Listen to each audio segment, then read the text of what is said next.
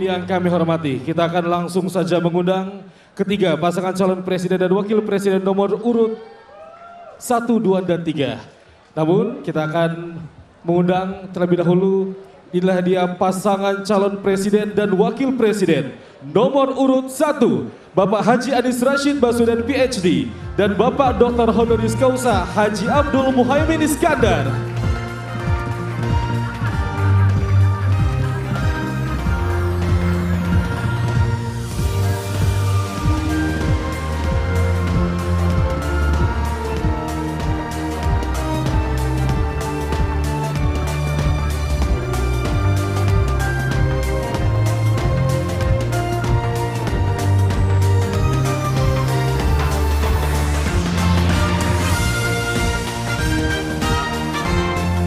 Berkenan Bapak untuk bisa menempati tempat duduk yang telah ditentukan.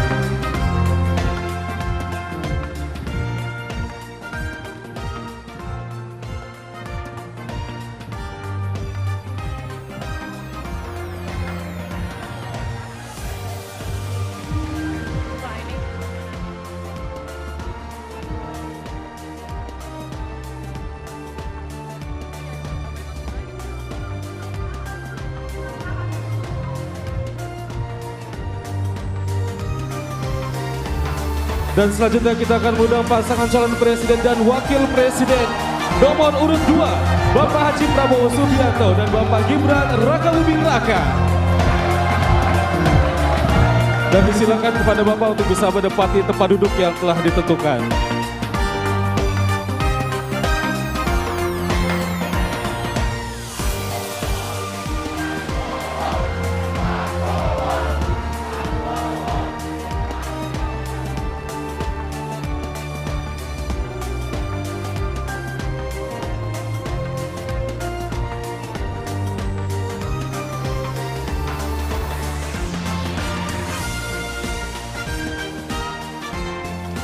Bapak Ibu hadirin yang kami hormati, selanjutnya kita sambut bersama pasangan calon presiden dan wakil presiden nomor urut 3, Bapak Haji Ganjar Pranowo SH.MIP dan Bapak Profesor Dr. Haji Mahfud MD.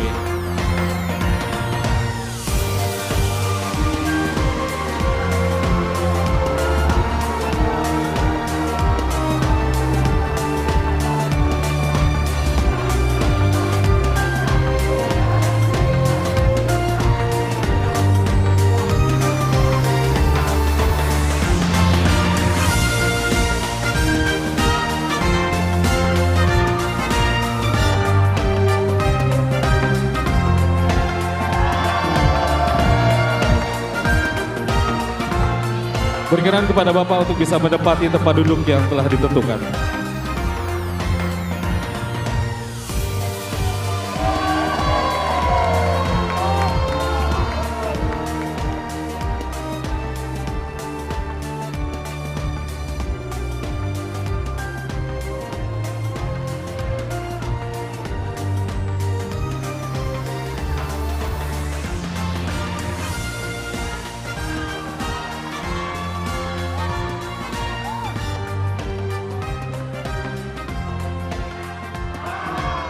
Dan kita akan langsung mengawali debat pada malam hari ini dengan mendengarkan visi, misi, dan juga program kerja dari masing-masing calon presiden 2024. Dan kita akan langsung mulai dengan calon presiden nomor urut 1. Kami persilakan kepada Bapak Anies Baswedan untuk maju ke atas panggung dan menyampaikan visi misinya. Kami persilakan Pak Anies untuk segera menuju ke panggung utama. Pak Anies, waktu Bapak adalah 4 menit dimulai dari sekarang. Assalamualaikum warahmatullahi wabarakatuh. Selamat malam dan salam sejahtera untuk semuanya. Bismillahirrahmanirrahim. Negara hukum menempatkan hukum sebagai rujukan utama untuk memastikan hadir rasa keadilan, memberikan kebermanfaatan, dan memberikan kepastian kepada semua. Ini harus dipegang teguh oleh pemegang kekuasaan, baik yang di puncak dan seluruh jajaran. Tapi apa yang terjadi? Banyak aturan ditekuk sesuai dengan kepentingan yang sedang memegang kekuasaan. Apakah ini akan diteruskan? Tidak. Ini harus diubah. Ini harus dikembalikan.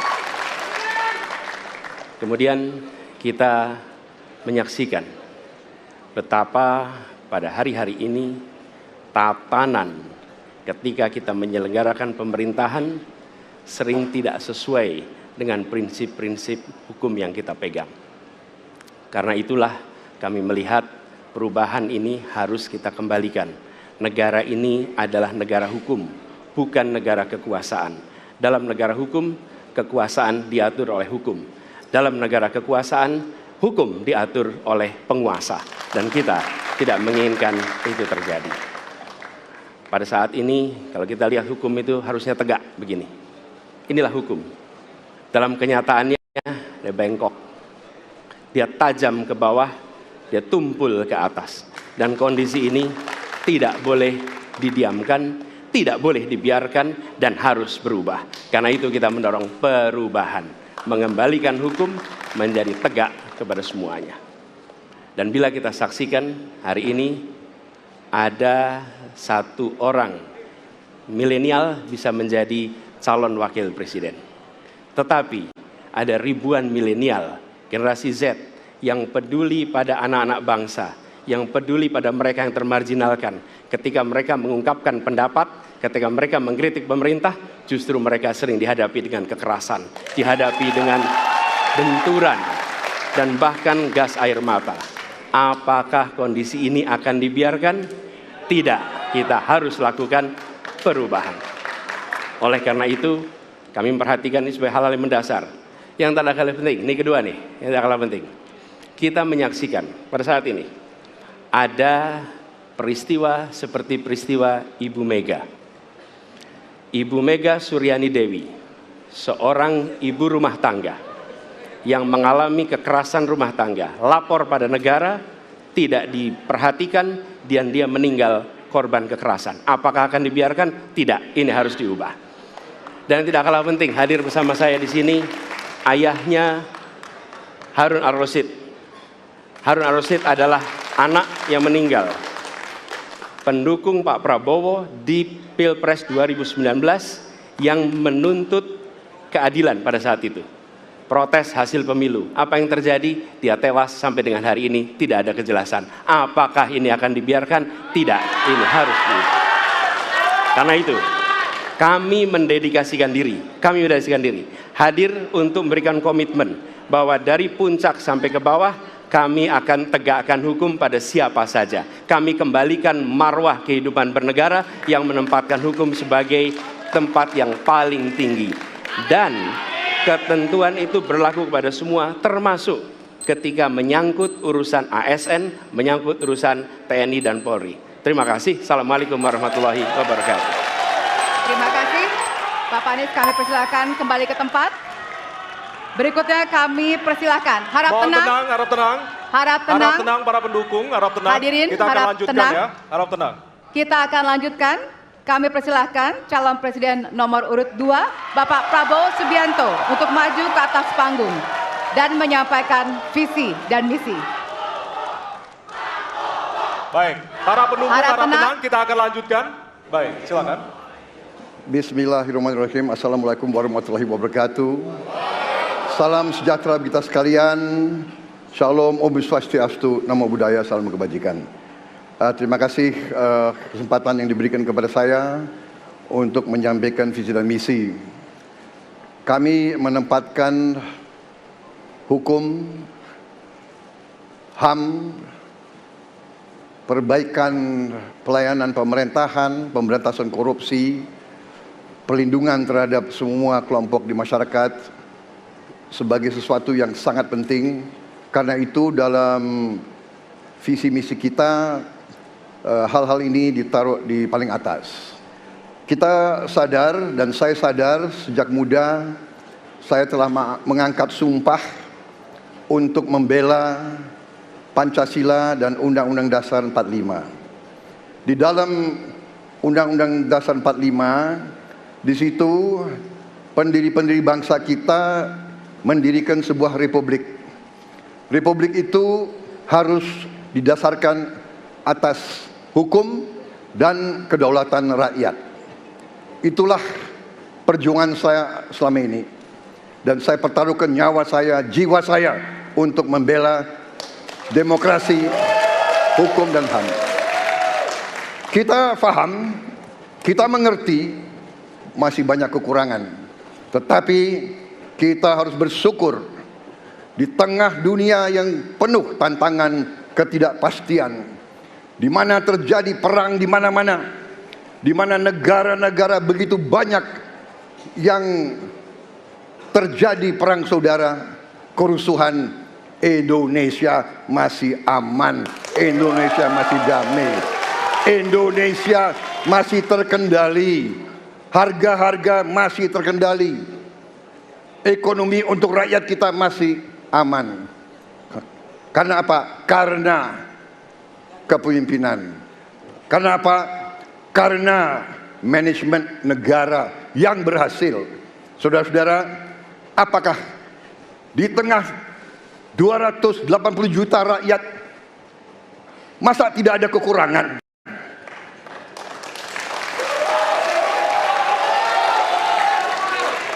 Tetapi kita harus arif, kita harus dewasa, dan kita tidak boleh munafik.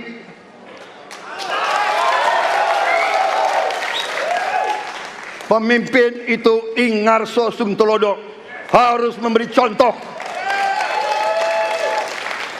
Saudara-saudara sekalian, Prabowo Gibran, kita akan perbaiki yang harus diperbaiki. Kita akan tegakkan apa yang perlu ditegakkan.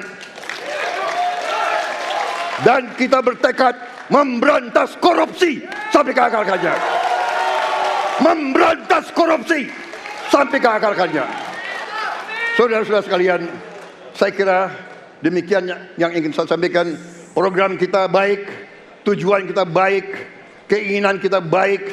Mari kita berbuat kebaikan demi rakyat kita. Kita butuh persatuan dan kesatuan. Kita tidak perlu saling menghasut, saling mencela, saling menghina. Demi rakyat kita yang kita cintai, kita butuh kesejukan, ketenangan, kerukunan.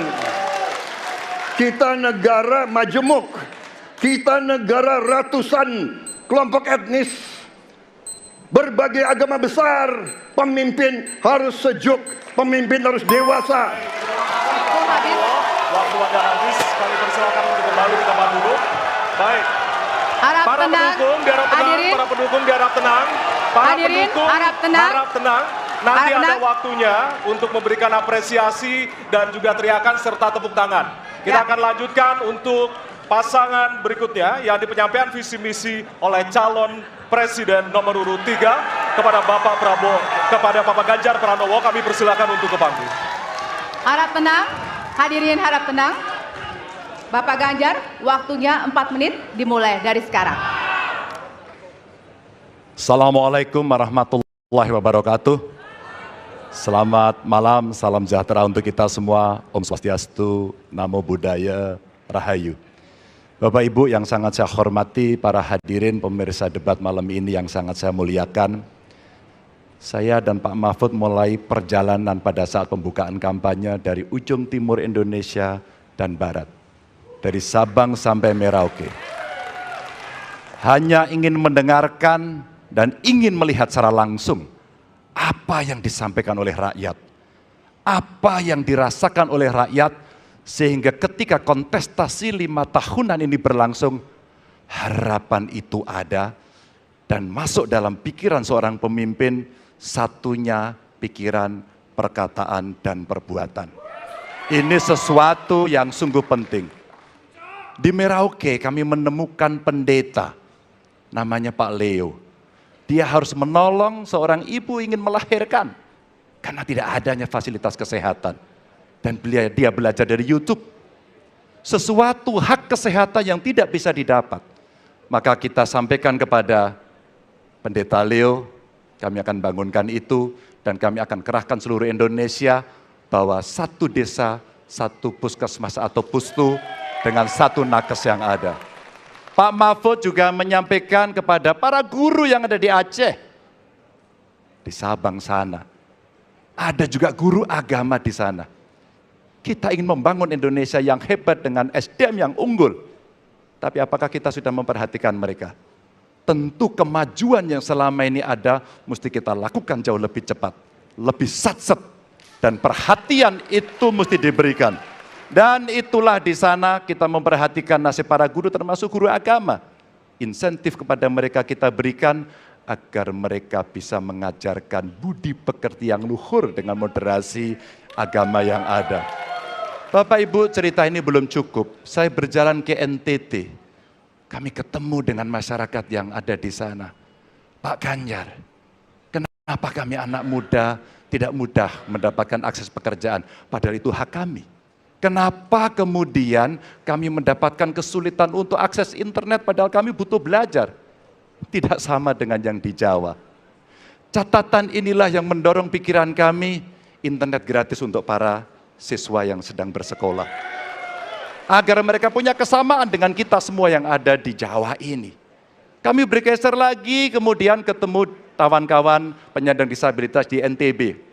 Betapa bahagianya saya karena ketemu dengan orang yang berjuang dengan keras agar dia bisa setara dan pemerintah mesti perhatikan mereka untuk memberikan kesetaraan pada mereka itu. Tapi Bapak Ibu, saya mendengar ketika demokratisasi mesti berjalan dan demokrasi mesti kita jaga bersama, ada Ibu Sinta yang ketika menyampaikan pendapat harus berurusan dengan aparat keamanan. Ada Melki, ketua BEM yang kemudian ibunya harus diperiksa. Maka yang seperti ini harus usai. Dan mereka bisa mendapatkan kebaikan-kebaikan kalau governance terjadi. Maka yang ada di Kalimantan kami temukan. Masyarakat Dayak, mereka suku-suku yang ada, libatkan dong kami agar kami bisa mendapatkan akses yang sama. Semua ini bisa berjalan kalau kemudian pemerintahnya bersih. Pemerintahannya bisa akomodatif. Dan kita sikat korupsi itu tidak dengan kata-kata, dengan keseriusan. Pak Mahfud adalah mitra saya yang selama ini sebagai Menko mengeksekusi itu dengan baik. Kita akan lakukan itu, kami mohon dukungan rakyat, perintahkan kami untuk mengerjakan itu. Terima kasih.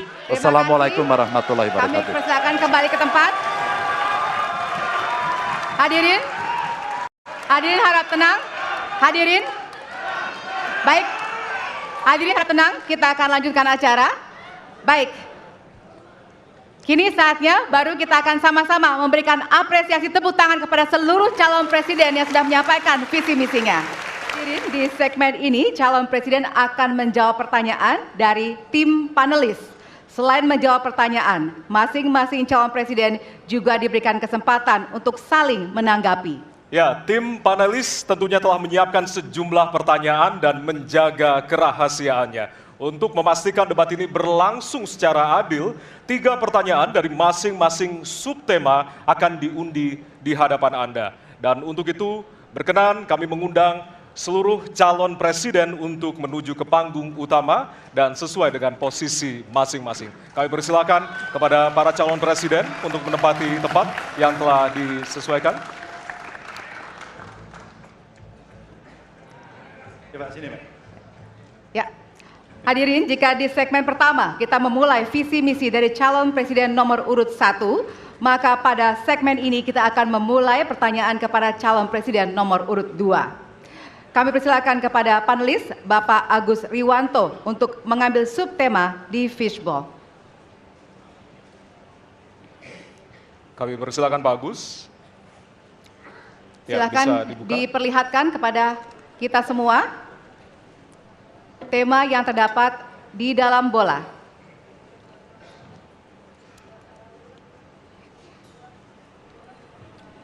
Temanya adalah, diperlihatkan kepada moderator, HAM. Baik, kita catat tema pertama adalah HAM. Baik, kami persilakan selanjutnya kepada panelis Bapak Ahmad Taufan Damadik untuk bisa mengambil pertanyaan dari fishbowl. Baik, bolanya bisa ditunjukkan, Pak. Oke, huruf A, artinya itu adalah amplop A untuk hak asasi manusia. Oke. Baik, pertanyaan hanya akan dibacakan satu kali. Pertanyaan untuk calon presiden nomor urut 2 adalah tema HAM huruf A. Saya akan buka amplopnya Bapak Ibu sekalian, masih disegel.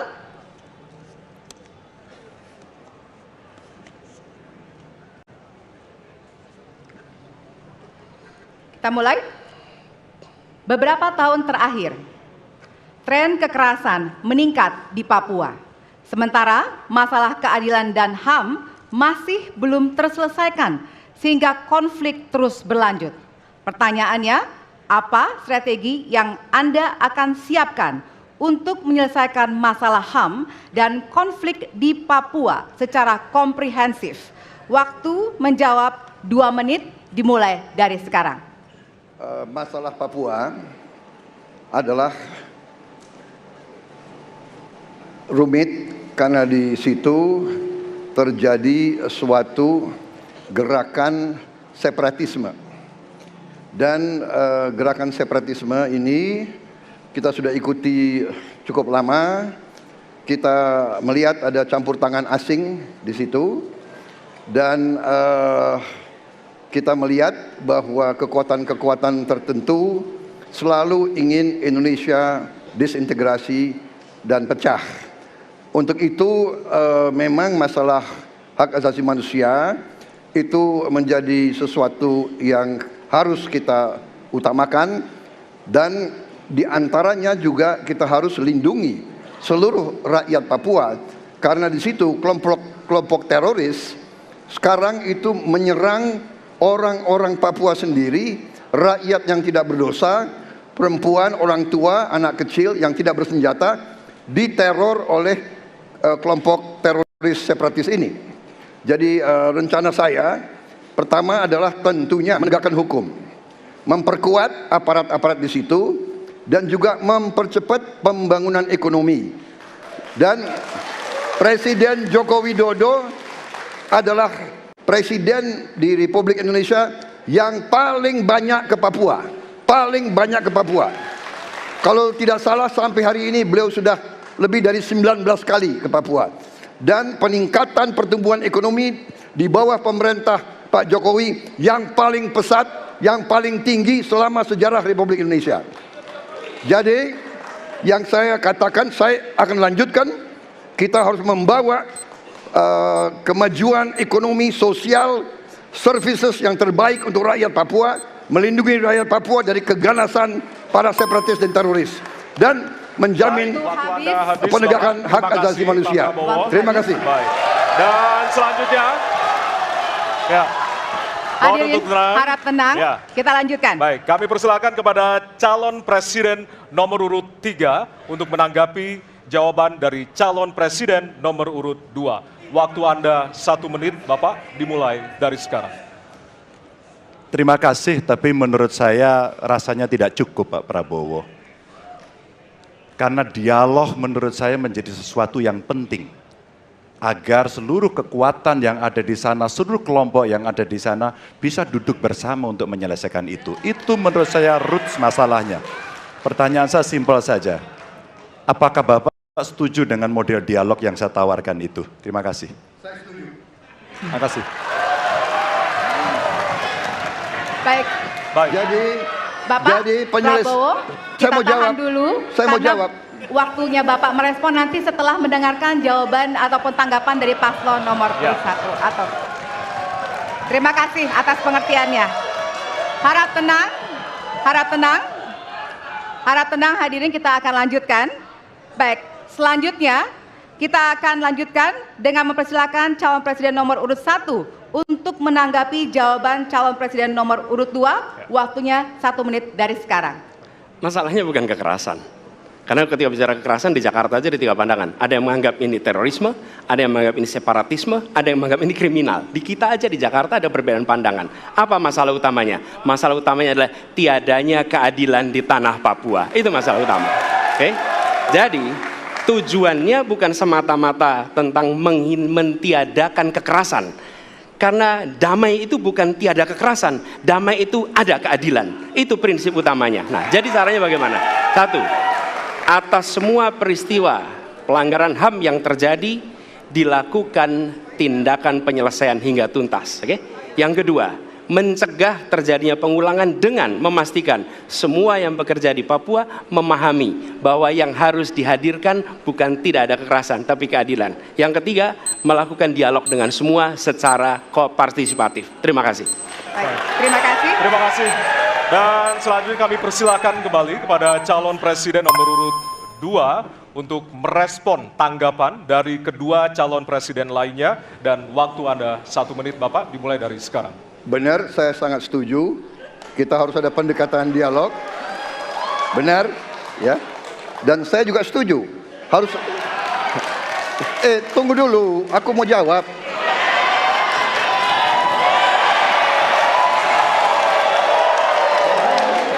Jadi, benar keadilan. Benar sekali, harus ada keadilan. Tetapi saya mau mengatakan, tidak sesederhana itu, Pak Anies. Ada faktor-faktor lain, Pak Anies. Ada faktor geopolitik, ada faktor ideologi.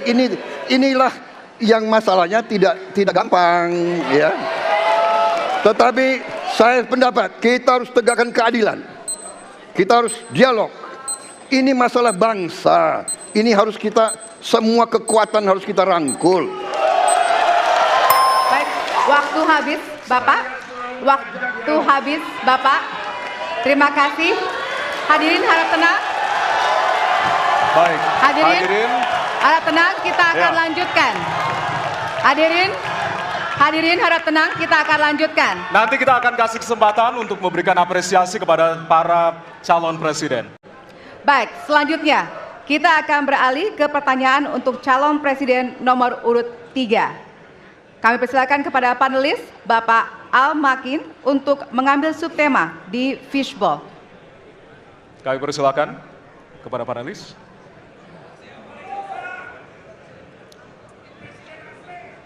Ya, dibuka Silakan. terlebih dahulu, Pak.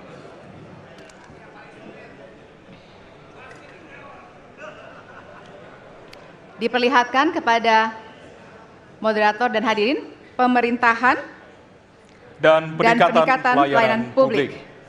Baik, dan selanjutnya kami persilakan kepada panelis Bapak Bayu Dwi Anggono untuk mengambil pertanyaan dari fishbowl. Kami persilakan, Pak.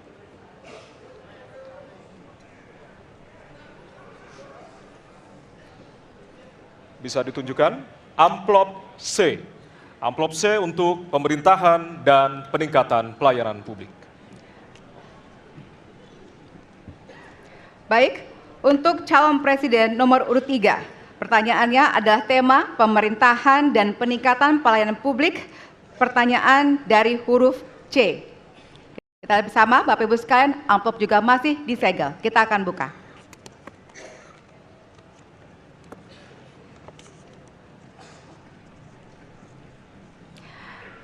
Indeks pelayanan publik di Indonesia stagnan. Sementara Undang-Undang Pelayanan Publik menghendaki persamaan pelakuan dan memperhatikan kepentingan khusus kelompok rentan, perempuan, anak, dan disabilitas. Pertanyaannya, apa program strategis Anda untuk meningkatkan kualitas pelayanan publik yang berkeadilan? Waktu 2 menit dimulai dari sekarang. Kebetulan saya punya pengalaman 10 tahun menangani soal ini. Mengajak mereka berpartisipasi sejak awal, satu, menghadirkan dalam setiap musrenbang kelompok perempuan, penyandang disabilitas, anak-anak, kelompok rentan yang lain termasuk orang tua. Kenapa? Agar pengambil keputusan mereka aware, mereka peduli apa yang mereka rasakan. Kesetaraan dalam perencanaan pembangunan itulah yang kita harapkan bisa merepresentasikan apa yang mereka harapkan. Sehingga fisiknya kalau bangun mereka paham mana yang akan menggunakan, sehingga tidak ada lagi protes pada soal itu. Kedua, dari sisi aparaturnya mesti ada kontrol publik. Maka kalau saya membuat pengalaman kami membuat lapor GUP sebagai satu ruang komplain publik yang pemerintah nggak boleh baperan, pemerintah harus menerima seluruh masukan dan kritikan, inilah yang akan kita angkat menjadi government super apps. Sehingga ketika itu tidak berjalan, pemerintah tertinggilah yang harus kemudian mengambil alih itu, sehingga pelayanan akan bisa jauh lebih baik, sehingga kelompok-kelompok ini harus mendapatkan afirmasi. Pak Ganjar, masih ada waktu? Cukup. Baik. Cukup. Baik, terima kasih. Ya, dan kami persilakan kepada calon presiden nomor urut 1 untuk menanggapi jawaban dari calon presiden nomor urut 3. Waktu Anda 1 menit dimulai dari sekarang, Pak. Prioritaskan pada pelayanan mereka yang rentan. 1, penyandang disabilitas. 2, perempuan, terutama ibu hamil. 3, anak-anak dan lansia. Itu prioritas. Kemudian pelayanannya. Buatkan pelayanan yang transparan dan terukur. Pelayanan pemerintah itu tidak ada yang baru. Semua yang dilayani pemerintah itu hal yang berulang. Jadi kalau disebut masalah itu pasti pernah terjadi sebelumnya. Pasti berulang. Lalu apa yang dikerjakan? Kami buat ketika dulu di Jakarta namanya Jaki. Jaki adalah sebuah super apps yang membuat setiap pelayanan ada ukurannya. Contoh, bila lapor pohon tumbang, maka kami memberikan arahan kepada jajaran berapa jam harus beres. Ketika dikatakan ada laporan tentang peristiwa X, maka berapa waktunya harus beres. Semua ukuran pelayanan dibuat transparan. Lalu publik yang melapor tahu persis, saya lapor kapan, harus selesai kapan. Dengan begitu standarisasi akan bisa terjadi. Terima kasih. Baik. Terima kasih atas tanggapannya. Silahkan kepada calon presiden nomor urut 2 untuk menanggapi jawaban calon presiden nomor urut 3. Waktunya 1 menit dari sekarang. Menurut pandangan saya, kelompok rentan itu juga termasuk para petani dan nelayan. Dan yang saya dapat setelah saya keliling, khususnya di Jawa Tengah, Pak Ganjar, petani-petani di situ sangat sulit dapat pupuk. Dan mereka mengeluh dengan kartu tani yang Bapak luncurkan, ini mempersulit mereka dapat pupuk. Jadi sebetulnya mereka ingin pupuk itu pengadaannya disederhanakan. Saya kira mungkin Bapak bisa menjawab masalah itu. Terima kasih. Waktu Pak Prabowo? Cukup. Cukup? Nggak usah lama-lama. Baik. Baik, terima kasih. Dan selanjutnya kami persilakan kepada calon presiden nomor urut 3 untuk merespon tanggapan dari kedua calon presiden lainnya. Waktu Bapak 1 menit dimulai dari sekarang. Terima kasih. Jadi menggunakan teknologi yang disampaikan Mas Anies sudah betul. Rupanya kita sama pada soal itu. Tapi untuk Pak Prabowo saya harus mengingatkan Pak, pupuk langka terjadi di Papua Pak. Pupuk langka terjadi di Sumatera Utara Pak. Pupuk langka terjadi di NTT, NTB, Kalimantan Timur termasuk bensin. Mungkin Bapak sedikit agak lupa untuk saya bisa mengingatkan, karena Bapak pernah menjadi ketua HKTI. Pak, data petani kita tidak pernah beres. Maka kalau kemudian satu data petani itu bisa kita kelola, maka distribusi pupuknya harus bisa sampai dan tepat sasaran. Pada saat yang sama, kuota pupuk tidak boleh dibatasi. Maka ini yang saya telepon langsung kepada Pak Wapres saat itu. Pak Wapres, please, kasih tambahan. Kalau tidak cukup. Dan ini terjadi di seluruh Indonesia. Maka inilah mesti kita kerjakan nanti. Baik. Masih ada waktu? Mau ditambahkan, Pak? Cukup. Cukup? Cukup. Baik. Baik, terima kasih. Hadirin, kita akan beralih ke pertanyaan selanjutnya untuk calon presiden nomor urut 1. Kami persilakan kepada panelis Bapak Gun-Gun Herianto untuk mengambil subtema di Fishball. Kami persilakan panelis. Ya, bisa dibuka terlebih dahulu.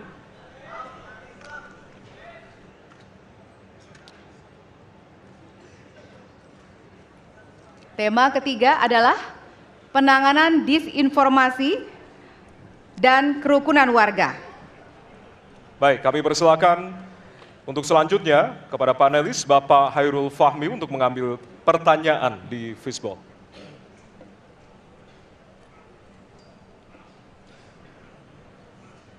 Ditunjukkan ke depan.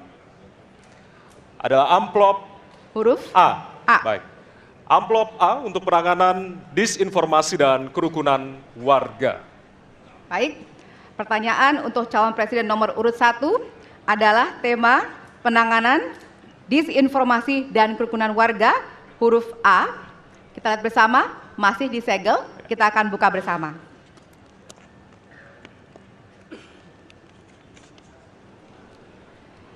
Sejauh ini masih banyak ditemukan kasus-kasus persekusi, kekerasan, dan diskriminasi oleh satu kelompok masyarakat terhadap kelompok lainnya.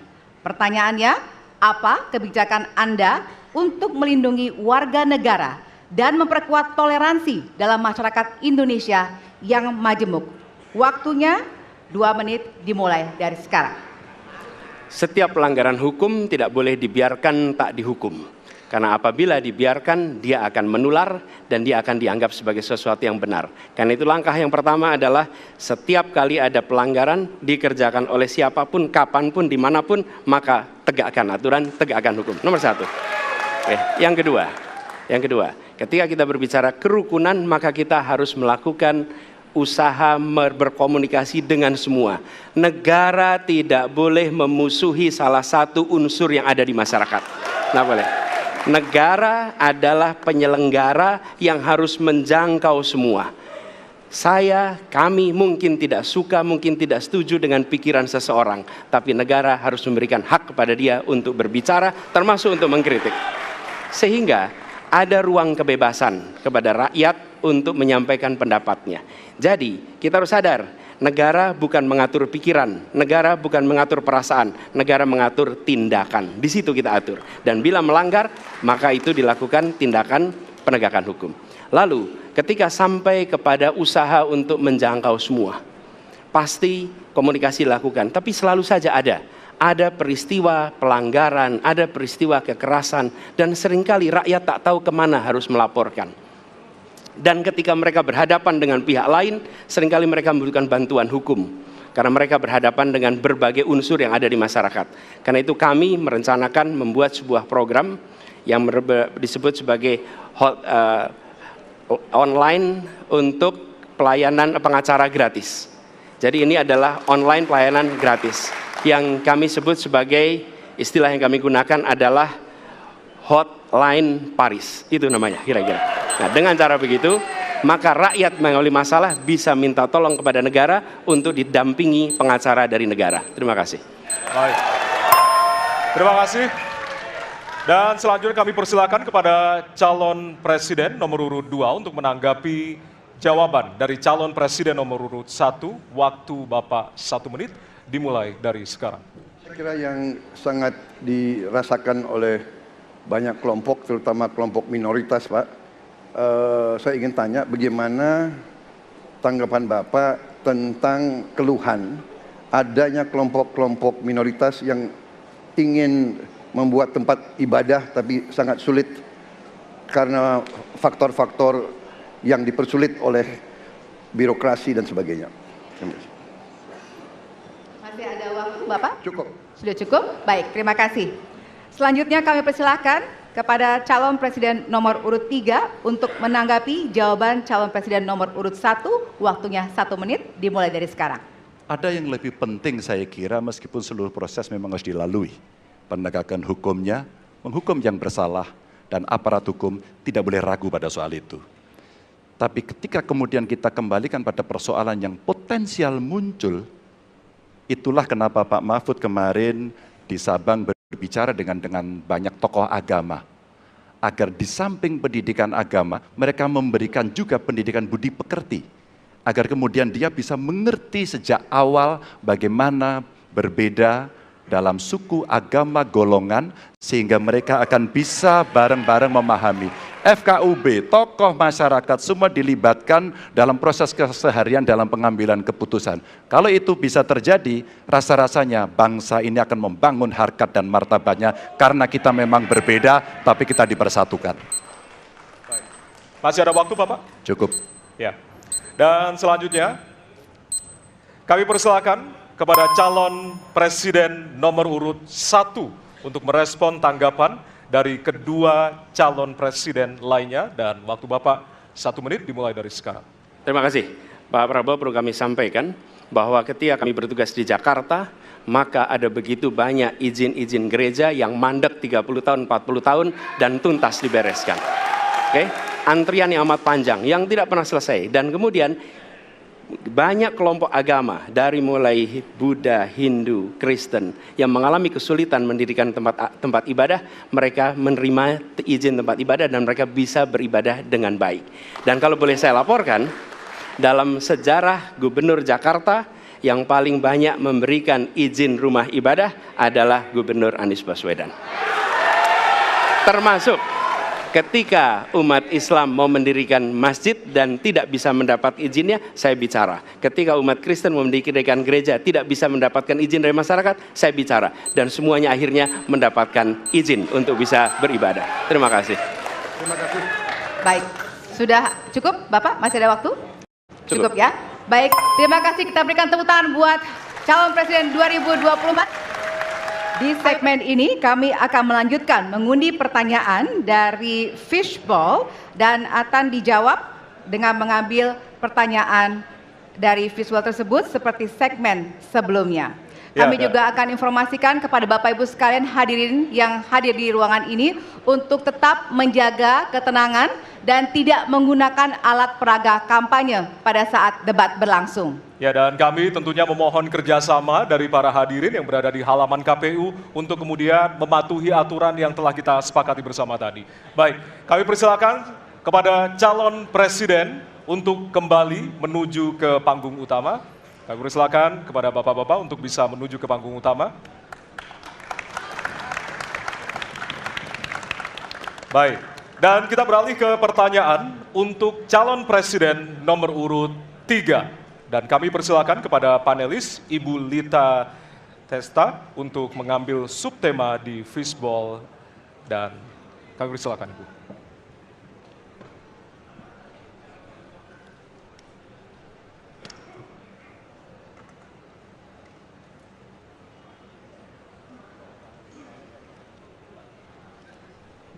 Ya, dan untuk temanya adalah pemberantasan korupsi. Baik, selanjutnya kami persilakan kepada panelis Bapak Made Sukmajati untuk mengambil pertanyaan dari fishbowl. Silakan Bapak. Ya. Pertanyaan huruf C. Baik, kita akan menuju ke pemberantasan korupsi dan pertanyaan C. Ya. Dari amplop C, Bapak Ibu, masih tersegel. Kita akan buka.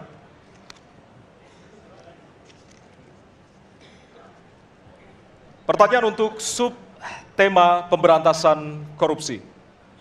Penegakan hukum atas tindak pidana korupsi menunjukkan rata-rata tren vonis pengadilan yang relatif rendah dan minimnya angka pengembalian aset.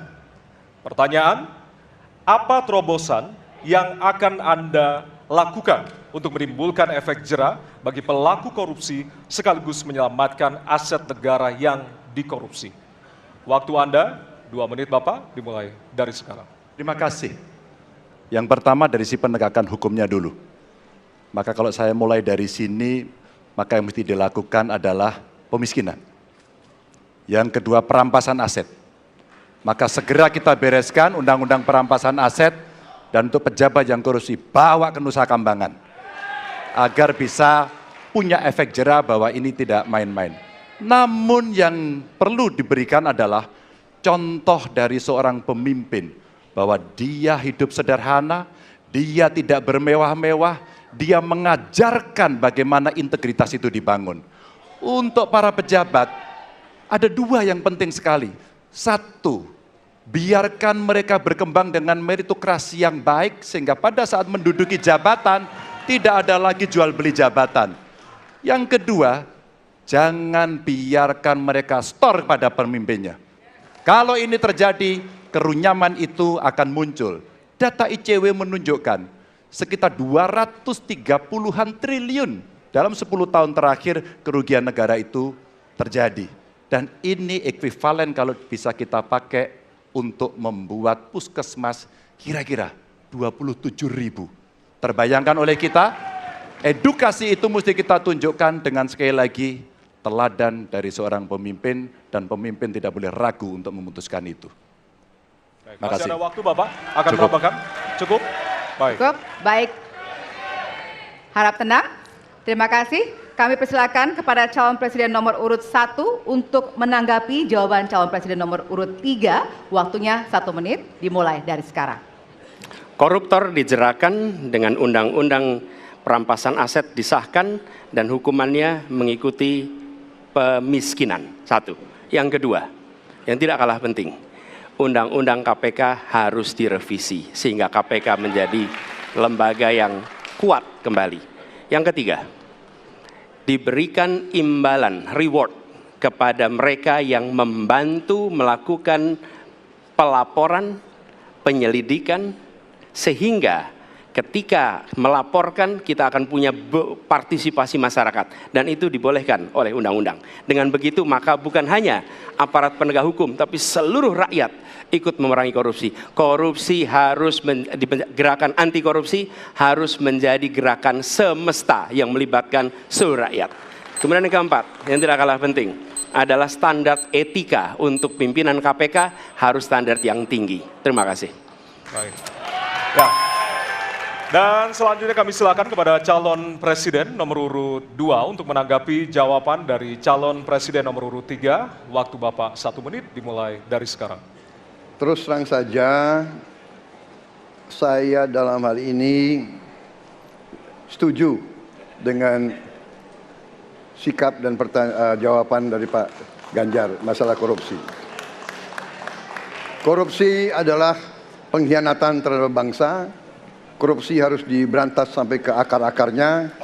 Kita harus perkuat KPK, kita harus perkuat juga kepolisian, kita harus perkuat juga kejaksaan, kita harus perkuat ombudsman, semua badan-badan yang bisa membantu untuk mitigasi korupsi harus kita perkuat. BPK, BPKP, inspektorat di tiap kementerian ini harus diperkuat. Jadi saya sependapat korupsi harus diberantas sampai seakar-akarnya. Terima kasih. Waktu masih ada, Bapak? Cukup. Cukup. Baik, terima kasih. Kami persilakan calon presiden nomor urut 3 untuk merespon tanggapan dari kedua calon presiden lainnya. Waktunya 1 menit, dimulai dari sekarang. Terima kasih. Ternyata pada isu ini di antara 3 kami relatif sepakat. Mudah-mudahan ini harapan baik untuk masyarakat. Maka yang mesti kita sampaikan kepada masyarakat, inilah janji politik di depan rakyat. Maka kalau kemudian kita bisa menyatukan yang saya sampaikan di awal, pikiran kita sudah sama, perkataan kita sudah sama, maka kalau perbuatannya tidak sama, kitalah yang dihukum oleh rakyat. Maka mudah-mudahan pemilu besok ini akan menghasilkan semangat yang sama untuk kita memberantas korupsi. Integritas itu penting sekali dan nomor 1. Masih ada waktu Bapak? Cukup. Cukup? Baik. Ya, dan kita akan beralih ke pertanyaan selanjutnya untuk calon presiden nomor urut 1. Kami persilakan kepada panelis Bapak Rudy Rohi untuk mengambil subtema di fishball. Kami persilakan Bapak.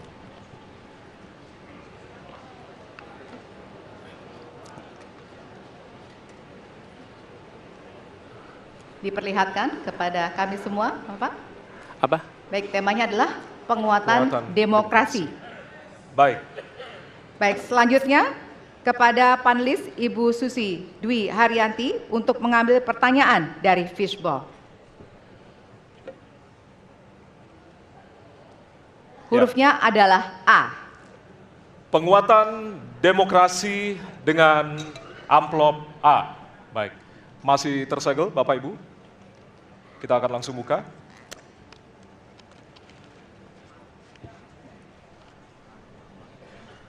Salah satu pilar penting demokrasi adalah partai politik. Namun kepercayaan publik terhadap partai politik di Indonesia selalu rendah. Pertanyaan, apa kebijakan yang akan Anda lakukan untuk melakukan pembenahan tata kelola partai politik? Waktu untuk menjawab 2 menit dimulai dari sekarang. Saya rasa lebih dari sekedar partai politik. Rakyat tidak percaya kepada proses demokrasi yang sekarang terjadi. Itu jauh lebih luas dari sekedar partai politik. Ketika kita bicara demokrasi, minimal ada 3. 1, minimal 3 nih. 1, adalah adanya kebebasan berbicara. Yang kedua, adanya oposisi yang bebas untuk mengkritik pemerintah dan menjadi penyeimbang pemerintah. Yang ketiga, adanya proses pemilu, proses pilpres yang netral, yang transparan, jujur, adil. 3. Dan kalau kita saksikan akhir-akhir ini, 2 ini mengalami problem. Kita menyaksikan bagaimana kebebasan berbicara menurun, termasuk mengkritik partai politik. Dan angka demokrasi kita menurun, indeks demokrasi kita. Bahkan pasal-pasal yang memberikan kewenangan untuk digunakan secara karet kepada pengkritik, misalnya Undang-Undang ITE atau pasal 14, 15 Undang-Undang Nomor 1 tahun 1946. Itu semua membuat kebebasan berbicara menjadi terganggu. Yang kedua, oposisi. Kita saksikan minim sekali adanya oposisi selama ini. Dan sekarang ujiannya adalah besok. Bisakah pemilu diselenggarakan dengan netralitas, dengan adil, dengan jujur? Ini ujian ketiga. Jadi persoalan demokrasi kita lebih luas dari segala persoalan kepada partai politik. Nah, bagaimana untuk partai politik sendiri? Partai politik perlu mengembalikan kepercayaan. Tapi di sini ada peran negara. Menurut saya salah satu masalah yang mendasar, partai politik ini memerlukan biaya. Dan biaya politik selama ini tidak pernah diperhatikan di dalam proses politik. Untuk kampanye, untuk operasional partai, semua ada biayanya. Sudah saatnya pembiayaan politik itu dihitung dengan benar, ada transparansi, sehingga rakyat pun melihat ini institusi yang bisa dipertanggungjawabkan. Jadi salah satu reformnya adalah reform pembiayaan politik oleh partai politik. Terima kasih. Baik. Waktu sudah habis, terima kasih. Kini kami persilakan calon presiden nomor urut 2 untuk menanggapi jawaban calon presiden nomor urut 1. Waktunya 1 menit, dimulai dari sekarang. Mas Anies, Mas Anies.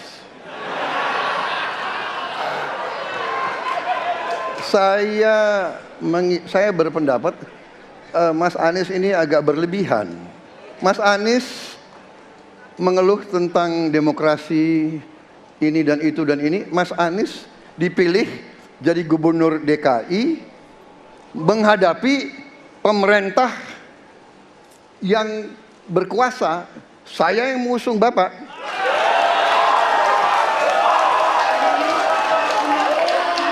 Kalau demokrasi kita tidak berjalan, tidak mungkin Anda jadi gubernur.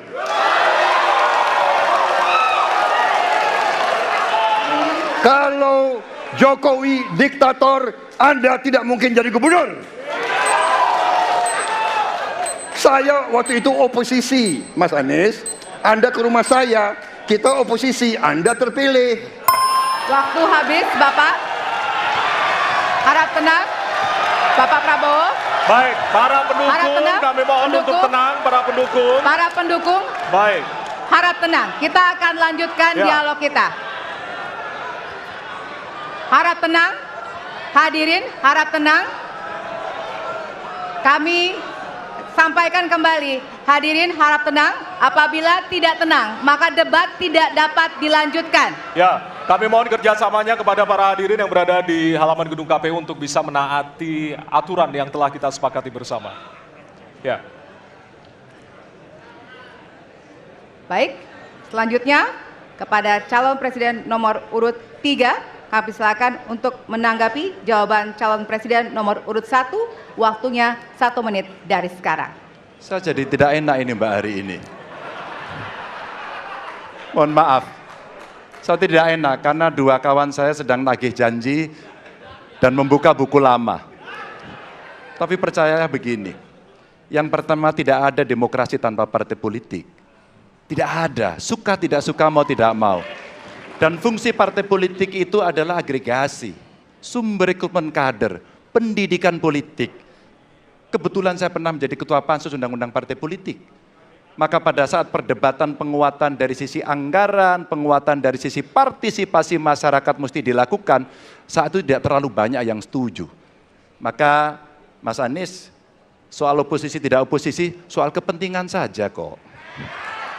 Kapan kita bertemu, kapan kita tidak bertemu, dan kemudian kita akan bersikap pada posisi masing-masing. Tapi yang penting, pendidikan politik kepada masyarakat itulah yang menjadi PR besar dari partai politik agar cepat dewasa. Oke, waktu Anda habis, Bapak. Ya, dan kita akan lanjutkan Baik, kita akan lanjutkan debatnya, Bapak Ibu. Kita akan lanjutkan ke pertanyaan selanjutnya untuk calon presiden nomor urut 1. Ya. Untuk merespon Oke. tanggapan dari dua calon presiden lainnya, waktunya 1 menit dari sekarang. Ya. Terima kasih. Ketika kita menghadapi sebuah proses demokrasi, di situ ada pemerintah dan ada oposisi. Dua-duanya sama terhormat. Dan ketika proses pengambilan keputusan itu dilakukan, bila ada oposisi, maka selalu ada pandangan perspektif berbeda yang membuat masyarakat bisa menilai. Karena itu oposisi itu penting dan sama-sama terhormat. Sayangnya tidak semua orang tahan untuk berada menjadi oposisi. Oke? Seperti sampaikan Pak Prabowo tidak tahan untuk menjadi oposisi. Apa yang terjadi? Beliau sendiri menyampaikan bahwa tidak berada dalam kekuasaan membuat tidak bisa berbisnis, tidak bisa berusaha. Karena itu harus berada dalam kekuasaan. Kekuasaan lebih dari soal bisnis, kekuasaan lebih dari soal uang, kekuasaan soal kehormatan untuk menjalankan kedaulatan rakyat. Baik, waktu Anda Baik, habis Bapak. terima Kami kasih. mohon sekali lagi kepada para hadirin yang berada di Hadirin. halaman KPU. Ditahan dulu. Baik, baik, Pak Prabowo, Bapak mohon maaf. Prabowo, Bapak, mohon maaf. Waktu sudah Nanti habis. Waktu ada sudah kesempatan. habis. Ya. Baik. Hadirin. Nanti ada kesempatan untuk kembali menanggapi. Baik. Dan kita akan beralih ke pertanyaan terakhir untuk segmen ini dan untuk calon presiden nomor urut 2. Baik, kami persilakan kepada panelis, kepada Bapak Agus Riwanto untuk mengambil subtema.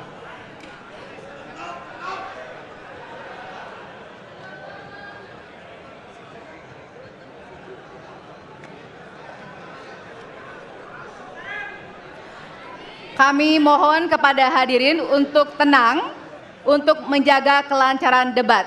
Silakan Bapak dipersilakan kepada moderator Baik. diperlihatkan. Subtema Hukum. hukum. Baik.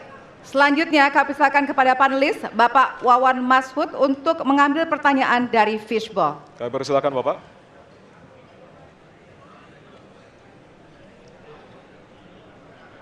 Baik. Amplop A. Amplop A, silakan.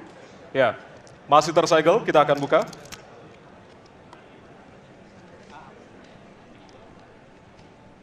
Kita akan langsung bacakan. Konstitusi mengharuskan kekuasaan kehakiman dijalankan secara merdeka.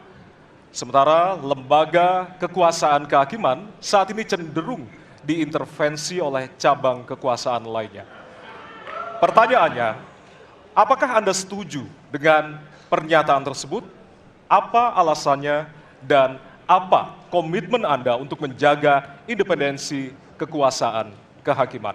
Waktu Anda 2 menit Bapak, dimulai dari sekarang. Saya sangat setuju bahwa kehakiman harus independen, kehakiman harus yudikatif, ya, harus independen, dan harus kuat, dan tidak boleh diintervensi oleh kekuasaan. Saya sangat setuju itu. Dan saya berkomitmen untuk memperkuat itu. Manakala saya menerima mandat dari rakyat, saya akan memperbaiki kualitas hidup semua hakim-hakim di Republik Indonesia, semua pekerja di sekitar pengadilan, dan semua penegak hukum akan saya perbaiki kualitas hidupnya, gajinya diperbaiki, supaya mereka tidak dapat diintervensi, tidak dapat disogok, tidak dapat dikorup. Itu komitmen saya kepada rakyat Indonesia. Terima kasih. Masih ada waktunya Bapak, silakan menambahkan. Cukup. Cukup? Ya. Baik. Baik, selanjutnya kami persilakan kepada calon presiden nomor urut 3 untuk memberikan tanggapan kepada jawaban calon presiden nomor urut 2. Waktunya 1 menit dari sekarang. Terima kasih, komitmennya Pak Prabowo luar biasa. Tapi dalam konteks kekinian saya terpaksa, ini mohon maaf Pak, ini terpaksa sekali saya harus bertanya. Apa komentar Pak Prabowo terhadap putusan MK yang melahirkan MK itu? Itu aja. Ditahan dulu Bapak, apakah ada yang ingin ditambahkan selain itu? Cukup. Cukup, baik. Selanjutnya, Ya, Kami pertegas kembali bahwasannya tidak ada sesi tanya jawab, artinya saling menanggapi, Bapak-bapak. Kami ingatkan kembali untuk saling menanggapi dari masing-masing calon presiden. Dan selanjutnya kita akan berikan kesempatan kepada calon presiden nomor urut 1 untuk menanggapi calon presiden nomor urut 2 dan waktu Bapak. Apakah saya harus 1 menit. merevisi statement saya? Kenapa Bapak? Apakah saya harus merevisi statement saya karena tidak boleh Tidak, bertanya? nanti kami harapkan untuk saling menanggapi, bukan saling menanya, Bapak. Makanya, apakah saya harus merevisi karena tadi bentuknya pertanyaan? Nanti kita akan Baik. berikan kesempatan untuk Tidak perlu ya? selanjutnya. Tidak perlu, Pak. Bapak. Oke, terima Baik. kasih. Ya, kami persilakan Silakan. kepada calon presiden nomor urut 1. Waktu Anda 1 menit, Bapak. Ya, jadi ketika saya bertugas sebagai presiden, maka saya akan tegaskan kepada semua yang berada di lingkar judisial bahwa tugas Anda bukan hanya menegakkan hukum, tugas Anda menghadirkan rasa keadilan. Nomor 1, tegaskan itu. Yang kedua, bila terjadi praktek-praktek di mana keadilan tidak hadir, maka negara tidak boleh diam dan mengatakan, ah itu kan proses hukum, tidak bisa. Justru negara harus mempertanyakan apa yang sesungguhnya terjadi. Dan itulah yang kemudian harus dikerjakan oleh negara, memastikan bahwa proses hukum benar-benar berorientasi kepada keadilan. Lalu kepada mereka yang bertugas, tadi disampaikan bahwa harus memastikan mereka memiliki remunerasi yang baik. Ya, itu penting. Dan yang tidak kalah penting adalah semua proses dilakukan secara transparan. Promosi transparan, kasus transparan, sehingga ada kepercayaan kepada proses pengadilan. Terima kasih.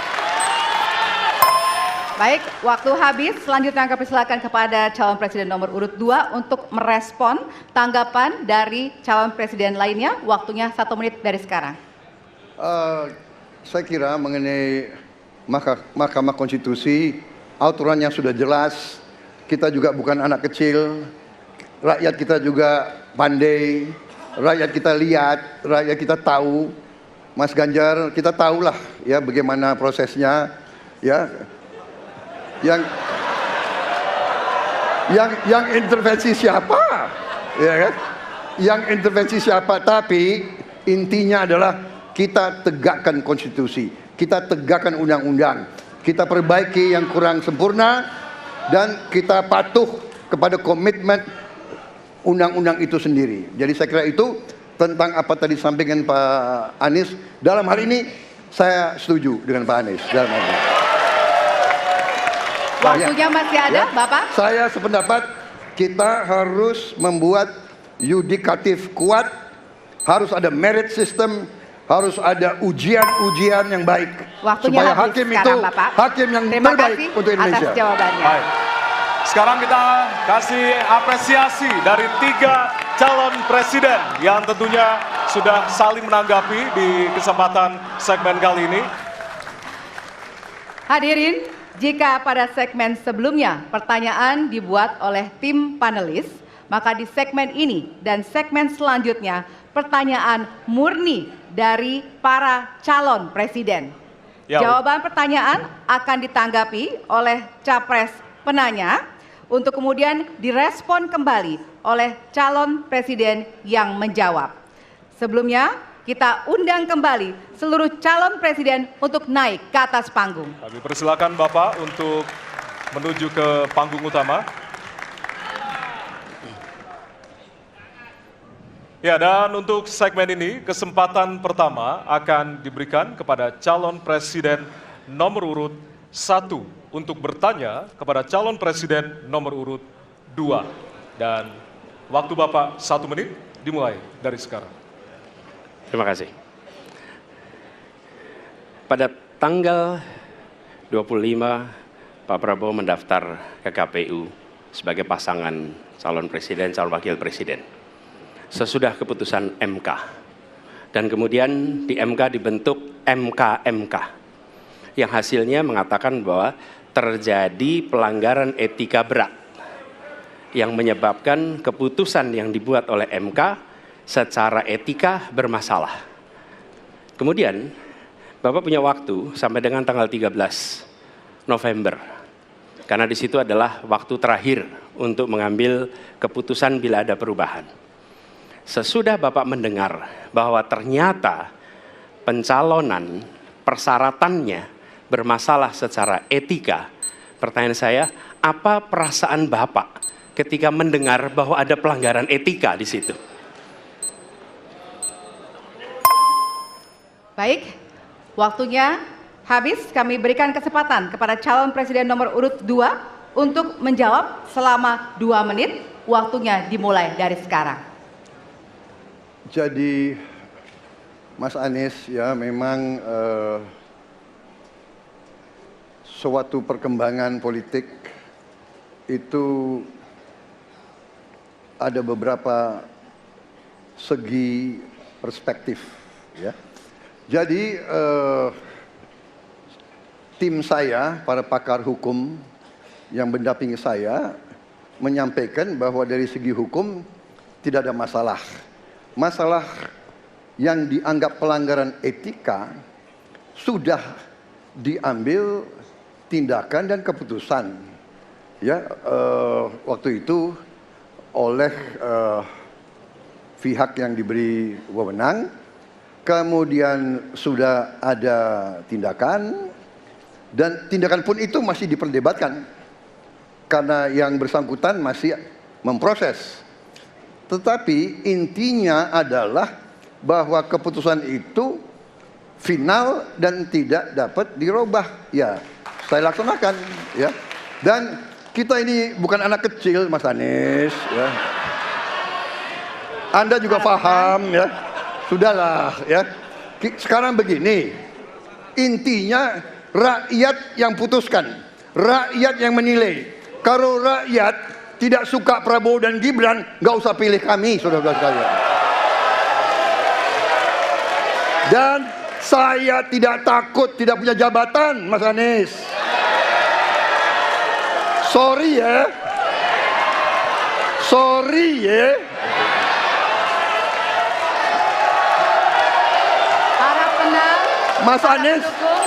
Mas Anies, saya tidak punya apa-apa. Saya sudah siap mati untuk negara ini. Baik. Waktu Anda habis, Bapak, dan selanjutnya kami persilakan kepada calon presiden nomor urut 1 untuk menanggapi jawaban dari calon presiden nomor urut 2. Waktu Bapak 1 menit. Dimulai dari sekarang. Fenomena ordal ini menyebalkan. Di seluruh Indonesia kita menghadapi fenomena ordal. Mau ikut kesebelasan ada ordalnya. Mau masuk jadi guru ordal. Mau daftar sekolah ada ordal. Mau dapat tiket untuk konser ada ordal. Ada ordal di mana-mana yang membuat meritokratik nggak berjalan. Yang membuat etika luntur. Dan ketika fenomena ordal itu bukan hanya di masyarakat, tapi di proses yang paling puncak terjadi ordal, maka rakyat kebanyakan, dan ini saya rasakan beberapa waktu yang lalu, beberapa orang guru berjumpa dengan saya dan mereka mengatakan, Pak, di tempat kami pengangkatan guru-guru itu mendasarkan ordal. Kalau tidak ada ordal, nggak bisa jadi guru, nggak bisa diangkat. Lalu apa jawabannya? Atasan saya bilang, wong yang di Jakarta aja pakai ordal, kenapa kita di bawah tidak boleh pakai ordal? Negeri ini rusak apabila tatanan itu hilang. Waktunya habis. Ya. Sekarang kami berikan kesempatan kepada calon presiden nomor urut 2 untuk menanggapi tanggapan dari calon presiden nomor urut 1. Waktunya 1 menit dari sekarang. Mas Anies, dalam demokrasi kekuasaan tertinggi ada di rakyat. Hakim yang tertinggi adalah rakyat. Tanggal 14 Februari rakyat yang akan mengambil keputusan. Kalau kami tidak benar, salah, berkhianat, rakyat yang akan menghukum kami. Waktu masih ada, Bapak? Sudah cukup? Baik, terima kasih. Harap tenang hadirin, kita akan lanjutkan. Ya, kita akan lanjutkan. Dan untuk kesempatan ini kami berikan kepada calon presiden nomor urut 2 untuk bertanya kepada calon presiden nomor urut 3. Dan waktu Bapak 1 menit dimulai dari sekarang. Mas Ganjar punya pengalaman sebagai gubernur. saya ingin bertanya bagaimana pemikiran Bapak untuk mengatasi pengangguran yang masih banyak, terutama lulusan-lulusan sekolah dan sarjana yang belum tertampung. Mungkin pengalaman Bapak bisa Bapak memberi suatu pencerahan kepada kami. Terima kasih. Waktunya masih ada, Bapak ada yang ingin ditambahkan? Baik, cukup. Oke. Selanjutnya kami berikan kesempatan kepada calon presiden nomor urut 3 untuk menjawab selama 2 menit. Waktunya dimulai dari sekarang. Terima kasih Pak Prabowo. Isu ini sangat kontekstual dan saya kira dari pertanyaan masyarakat begitu sulitnya mendapatkan pekerjaan. Ada beberapa poin Pak. Yang pertama adalah membuka ruang investasi yang cukup besar dengan cara memastikan penegakan hukumnya bisa berjalan baik, kepastian hukumnya berjalan dengan baik, transparan, akuntabel, mudah, murah, cepat dalam sebuah layanan. Tanpa itu dilakukan, mereka akan minggat dan mereka akan pergi, tidak mau datang. Yang kedua, ketika mereka datang, sudah masuk berinvestasi katakan, pusat-pusat pertumbuhan sudah diberikan kepada mereka oleh pemerintah dengan fasilitasi kawasan industri umpama, insentif pajak umpama, kemudahan perizinan, ease of doing business umpama, maka ketika kemudian itu sudah berjalan, Pak, yang mesti disiapkan adalah SDM. Ketangguhan SDM untuk menjemput itulah yang kita siapkan. Apa itu? Sekolah vokasi, nggak ada yang lain. Dan kemudian SDM inilah yang kita bisa pastikan bahwa mereka sampai dengan 12 tahun mesti sekolah dan gratis. Inilah yang kemudian bisa kita dorong untuk kemudian mereka bisa naik. Ada juga tindakan afirmasi sekaligus untuk menurunkan kemiskinan adalah setiap satu keluarga miskin kita kasih kesempatan satu anaknya sampai ke perguruan tinggi. Karena itulah yang akan membongkar dan kemudian memberikan ruang pekerjaan yang jauh lebih banyak kepada mereka. Maka peran-peran inilah yang mesti kita dorong. Kawasan industri Kendal sudah bekerja sama dengan 100-an lebih sekolah vokasi. Kawasan industri di Batang sedang kita siapkan, bahkan kita bangunkan sekolah.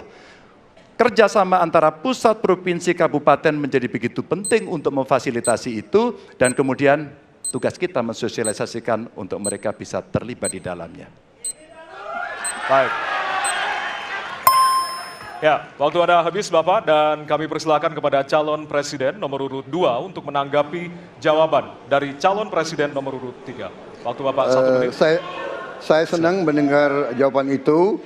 Berarti Bapak bisa mengakui prestasi pemerintah Jokowi dalam mengembangkan KEK semua, mendorong hilirisasi, menciptakan lapangan kerja, mengundang investor-investor ke Jawa Tengah untuk menciptakan pertumbuhan ekonomi yang bermutu dan berkelanjutan. Terima kasih. Ya. Waktunya masih ada, Bapak? Cukup. Baik, selanjutnya kita berikan kesempatan kepada calon presiden nomor urut 3 untuk menanggapi tanggapan dari calon presiden nomor urut 2. Waktunya 1 menit dari sekarang. Pak Prabowo, terima kasih. Ketika kami merancang kawasan-kawasan industri dan bagaimana percepatan itu kita lakukan, kami duduk dengan para menteri, bahkan kami duduk dengan presiden. Kami punya pikiran yang sama dalam merancang ini karena kita ingin menjemput 2045 sebagai negara maju, negara unggul. Itu yang harus kita ciptakan. Maka ketika kemudian soal setuju tidak setuju, kami hampir 10 tahun. Bahkan proyek-proyek strategis nasional yang ada di Jawa Tengah, saya bereskan, Pak. Karena itu bentuk tanggung jawab kami sebagai wakil pemerintah pusat di daerah, dan kami tahu posisi itu agar kita berada dalam satu barisan menjemput keunggulan Indonesia di 2045. Masih ada waktu Bapak? Cukup? Baik. Ya, dan selanjutnya kita akan berikan kesempatan calon presiden nomor urut 3 untuk bertanya kepada calon presiden nomor urut 1. Dan waktu Bapak 1 menit dimulai dari sekarang. Mas Anies pernah menjadi gubernur ibu kota. Dan hari ini menjadi isu publik, saya barusan dari IKN.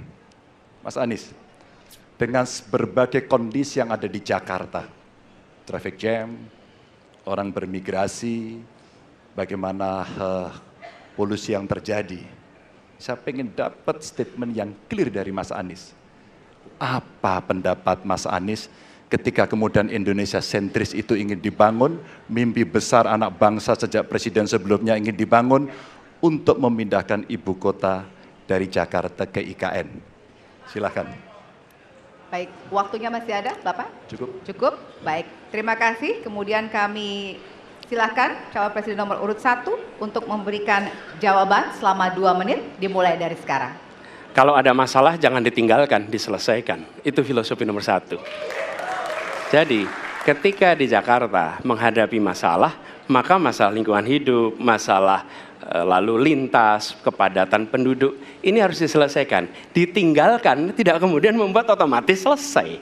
Justru ini yang harus dibereskan. Kalau kami melihat, begitu kita bicara lalu lintas, kontribusi aparat sipil negara di dalam kemacetan itu hanya 4-7%. Jadi nggak akan mengurangi kemacetan di sini. Yang kedua, soal lingkungan hidup. Kalau yang pindah itu pemerintah, bisnis, keluarga masih tetap di sini, masih tetap ada masalah. Karena itu kami berpandangan, masalah yang di Jakarta harus diselesaikan dengan transportasi umum yang dibangun. Kemudian yang kedua, menambah taman yang dibangun, transportasi umum berbasis elektrik. Dan itu semua dikerjakan untuk membuat Jakarta menjadi kota yang nyaman, aman, kota yang membuat kita bisa hidup dengan sehat. Itu terkait dengan Jakarta. Jadi, jangan kita meniru pemerintah Belanda. Mereka punya kota tua. Ketika kota tua turun permukaan, mereka pindah ke selatan, bikin di sekitar Monas. Ditinggalkan, masalah tidak diselesaikan. Kita harus menghadapi masalah dengan menyelesaikan. Lalu yang kedua, terkait dengan IKN. Ketika kita memiliki masalah yang masih urgen di depan mata kita, di Kalimantan sendiri, kebutuhan untuk membangun sekolah yang rusak sangat banyak. Membangun kereta api atau jalur tol antar kota di Kalimantan itu urgen. Yang merasakan dari uang itu siapa? Rakyat. Sementara yang kita kerjakan hanya membangun tempat untuk aparat sipil negara bekerja, bukan untuk rakyat dan bukan pusat perekonomian. Baik. Ya, waktu Anda habis dan kami persilakan kepada calon presiden nomor urut 3 untuk menanggapi jawaban dari calon presiden nomor urut 1. Waktu Bapak 1 menit, disilakan. Apakah boleh saya simpulkan kalau begitu, Mas Anies dalam posisi yang oposisi terhadap beberapa kebijakan termasuk IKN, menolak IKN dilanjutkan? Terima kasih. Cukup Waktunya? Bapak? Cukup. Baik. Baik, selanjutnya kami berikan kesempatan kepada calon presiden nomor urut 1 untuk menanggapi tanggapan dari calon presiden nomor urut 3, waktunya 1 menit dari sekarang. Inilah salah satu contoh produk hukum yang tidak melewati proses dialog publik yang lengkap. Sehingga dialognya sesudah jadi undang-undang. Dan ketika dialognya sudah undang-undang, siapapun yang kritis dianggap oposisi, siapapun yang pro dianggap pro pemerintah. Kenapa? Karena tidak ada proses pembahasan yang komprehensif yang memberikan ruang kepada publik. Ini negara hukum, bukan negara kekuasaan. Dalam negara hukum, berikan ruang kepada publik untuk membahas sebuah peraturan sebelum dia ditetapkan. Tapi ini nada-nadanya seperti negara kekuasaan, di mana penguasa menentukan hukum. Dan kemudian dari situ kita berdebat pro kon. Kami melihat ada kebutuhan-kebutuhan urgen yang dibangun untuk rakyat. Kalau hari ini kita belum bisa menyiapkan pupuk lengkap, tapi pada saat yang sama kita membangun sebuah istana untuk presiden, di mana rasa keadilan kita? Oke? Waktunya sudah habis. Ya, masih sama seperti segmen sebelumnya. Setiap calon presiden akan memberikan 1 pertanyaan kepada calon presiden lainnya dan jawaban pertanyaan akan ditanggapi oleh calon presiden penanya untuk kemudian direspon kembali oleh calon presiden lainnya. Yang direspon adalah apa yang disampaikan oleh calon presiden lainnya. Dan kita akan undang kembali ketiga calon presiden 2024 untuk naik ke atas panggung. Kami persilakan kepada bapak-bapak untuk bisa menuju ke panggung utama. Dan kembali kami ingatkan kepada bapak-bapak calon presiden bahwasanya tema di malam hari ini terdiri dari beberapa subtema, yaitu pemerintahan, hukum, hak asasi manusia, pemberantasan korupsi, penguatan demokrasi, peningkatan pelayanan publik, penanganan disinformasi, dan kerukunan warga. Untuk itu, kesempatan pertama akan diberikan kepada calon presiden nomor urut 2 untuk bertanya kepada calon presiden nomor urut 1. Waktu Bapak 1 menit dimulai dari sekarang. Mas Anies pernah jadi gubernur 5 tahun di DKI. Anggaran DKI setahun sekitar 80 T. Jumlah penduduk Indonesia DKI 10 juta kira-kira kurang lebih. APBD Jawa Barat 35 T, jumlah penduduknya 50 juta, 5 kali DKI. Tetapi selama Mas Anies mimpin, sering sekali DKI menerima indeks polusi tertinggi di dunia. Bagaimana dengan anggaran 80 T, Pak Anies sebagai gubernur tidak dapat berbuat sesuatu yang berarti untuk mengurangi polusi? Terima kasih. Waktunya masih ada, Bapak? Sudah cukup? Baik, kita akan lanjutkan pada calon presiden nomor urut 1. Kami beri kesempatan untuk menjawab pertanyaan selama 2 menit, dimulai dari sekarang. Pak Prabowo, terima kasih atas pertanyaan yang bagus, tetapi kurang akurat. Saya akan jelaskan, Pak. Ketika satu daerah mengatakan di tempat kami tidak ada COVID, di tempat kami COVID banyak, lalu yang tidak ada COVID kami tanya, kenapa tidak ada COVID? Nah, kami nggak punya alat testing, Pak. Karena tidak punya alat testing, maka tidak ada COVID. Yang punya alat testing, maka ada COVID. Okay? Saya tidak tanya COVID, saya polusi. Boleh saya selesaikan dulu?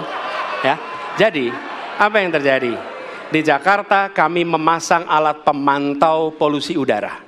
Bila masalah polusi udara itu bersumber dari dalam kota Jakarta, maka hari ini, besok, minggu depan konsisten selalu akan kotor.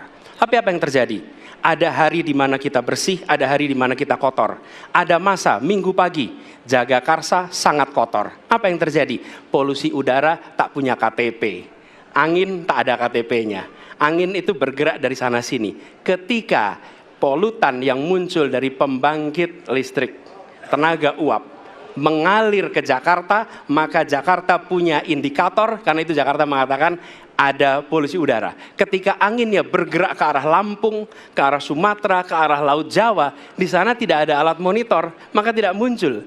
Dan Jakarta pada saat itu bersih. Kalau problemnya dari dalam kota saja, maka konsisten tiap waktu. Ya, kita punya masalah polusi. Karena itu kita kerjakan dengan apa? Kita lakukan, Pak. 1, dengan pengendalian emisi dari kendaraan bermotor. Dan pengujian emisi sekarang wajib. Yang kedua, elektrifikasi kendaraan umum. Yang ketiga, konversi kendaraan umum. Dan dulu yang naik kendaraan umum hanya 350.000 per hari, sekarang 1 juta per hari. Jadi itu kita kerjakan untuk menangani soal polusi di Jakarta. Baik. Masih ada waktu, Bapak? Cukup? Ya. Kami persilakan kepada calon presiden nomor urut 2 untuk kemudian menanggapi jawaban dari calon presiden nomor urut 1. Waktu Bapak 1 menit dimulai dari sekarang. Ya susah kalau kita menyalahkan angin dari mana saja, ya. Jadi saya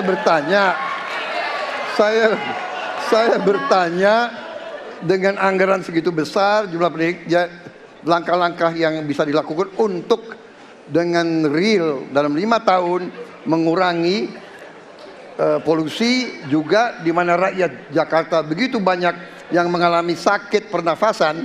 Jadi saya kira kalau kita dengan gampang menyalahkan angin, hujan dan sebagainya, ya mungkin tidak perlu ada pemerintahan kalau begitu, ya. Terima kasih. Masih ada waktu? Akan menambahkan? Cukup. Cukup. Baik, selanjutnya kami berikan kesempatan kepada calon presiden nomor urut 1 untuk menanggapi tanggapan dari calon presiden nomor urut 2. Waktunya 1 menit, dimulai dari sekarang. Ya, inilah bedanya yang berbicara pakai data, yang berbicara pakai fiksi. Okay? Ini pakai data. Jadi ketika ditunjukkan, ya memang ada sumber polutan dari dalam kota. Tapi kalau sumber polutan itu hanya dari dalam kota, maka Pak pakai logika sederhana sekali. Jumlah motor dari hari ke hari sama, jumlah mobil dari hari ke hari sama. Maka harusnya angka polusinya sama setiap waktu, betul tidak? Tapi Jumlah motor sama, jumlah mobil sama, ada. Kita sangat polusi. Ada sisi sangat tidak polusi. Nanti kalau perlu saya kirimkan gambar satelitnya kepada Bapak, supaya Bapak bisa menyaksikan.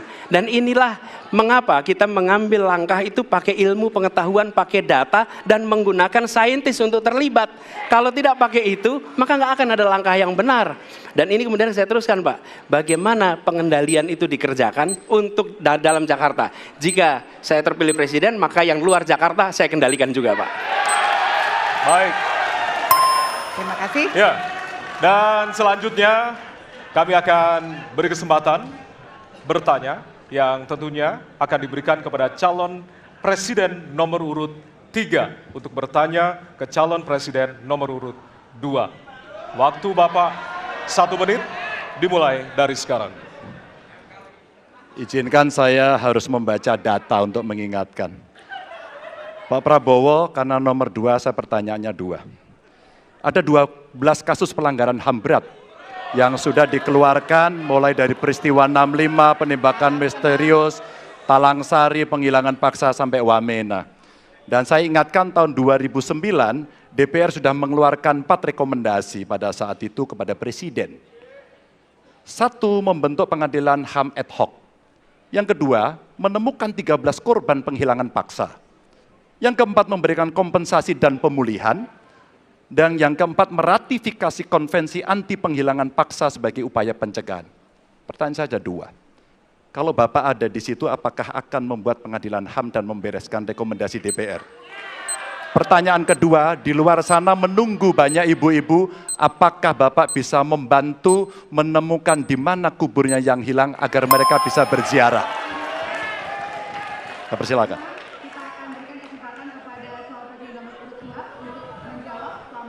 Waktunya dari sekarang.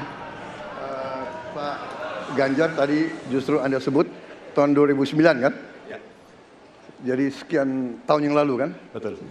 Dan masalah ini ditangani justru oleh wakil presiden Anda. Ya. Ya. Jadi apalagi mau ditanya kepada saya? Saya sudah menjawab berkali-kali, ada rekam digitalnya. Saya sudah jawab berkali-kali. Tiap 5 tahun kalau polling saya naik, ditanya lagi soal itu.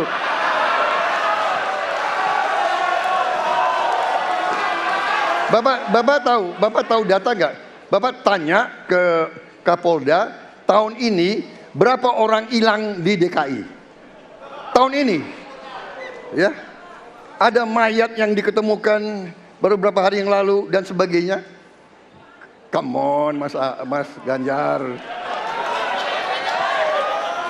Ya, jadi saya tadi katakan, saya merasa bahwa saya yang sangat keras membela hak asasi manusia. Nyatanya orang-orang yang dulu ditahan, tapol-tapol, yang katanya saya culik, sekarang ada di pihak saya membela saya, saudara sekalian.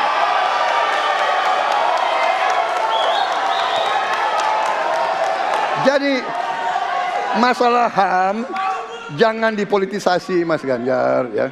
Menurut saya, ya. Saya kira begitu jawaban saya. Masih ada waktu, Dan Bapak? kedua, Pak. Akan menambahkan? Cukup. Cukup, baik. Dan selanjutnya kami persilakan kepada calon presiden nomor urut 3 untuk menanggapi jawaban dari calon presiden nomor urut 2. Waktu Bapak 1 menit, dimulai dari sekarang. Prabowo ini punya ketegasan yang luar biasa. Luar biasa. Tapi sayang pada 2 jawaban ini sama sekali tidak punya ketegasan itu. Kenapa saya sampaikan? Pertanyaan saya sebenarnya 1. Apakah kalau Bapak jadi presiden akan membuat pengadilan HAM? Pertanyaan nomor kedua, apakah Bapak bisa menemukan, menunjukkan, membantu pada keluarga agar kemudian mereka bisa berziarah? 2 ini sama-sama tidak dijawab.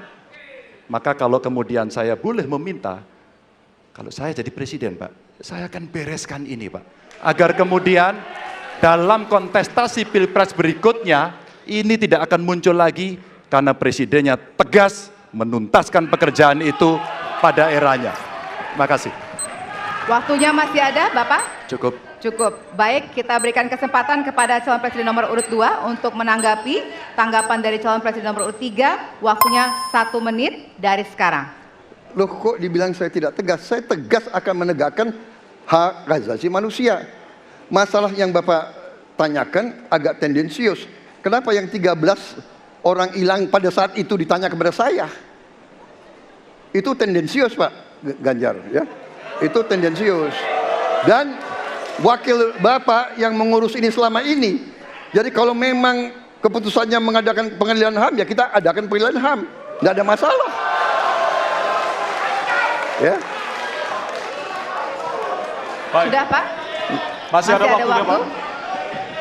Sudah cukup Ya. Pak Prabowo? Namanya usaha. Terima kasih. Sudah cukup? Baik. Oke. Ya, dan Harap selanjutnya tenang.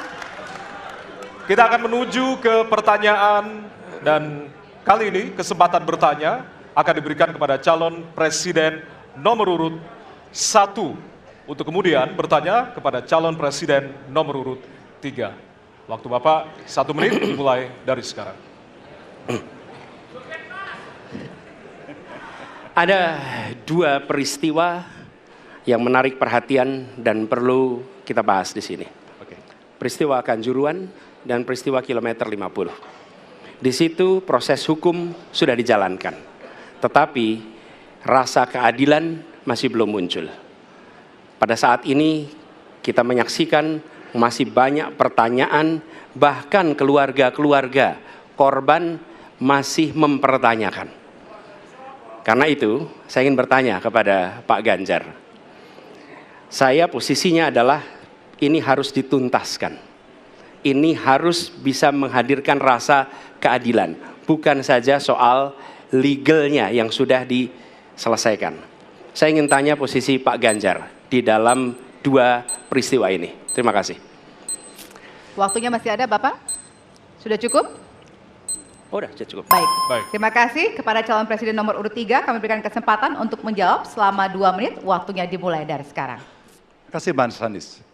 Saya kira 2 isu itu menjadi public talks. Kanjuruhan. Kita bisa bertemu dengan para pencari fakta. Kita bisa melindungi korban.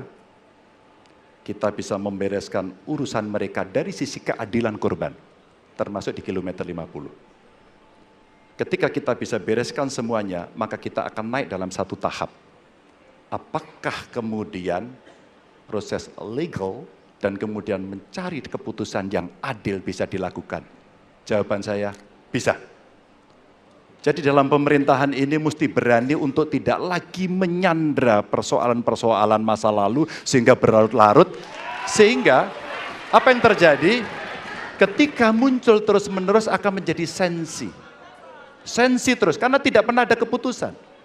Maka cara-cara ini mesti dihentikan dan kita mesti berani tegas. Kadang-kadang kita juga mesti harus berpikir dalam situasi yang lebih besar.